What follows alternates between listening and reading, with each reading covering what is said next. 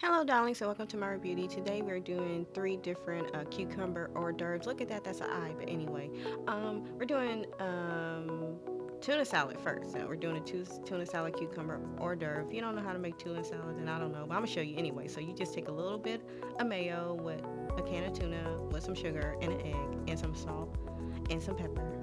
Yep, like that. And we're gonna put a little bit of relish in there too. And just mix that all up.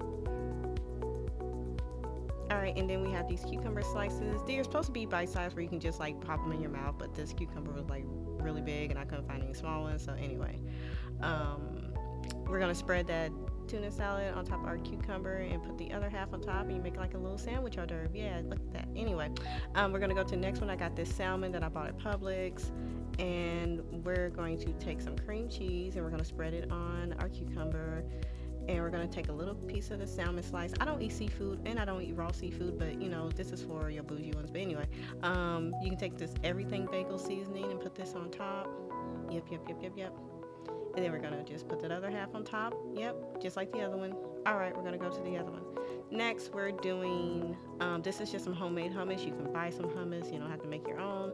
But I made some hummus, so we're gonna spread that on there, and we're gonna take some pepperoni, put that on top, and we're gonna take some slices of cheese. This is Kobe Jack. Any cheese will do. And put that together, and there you go. There's your three little cucumber hors d'oeuvres. Thank you so much for watching. Love you.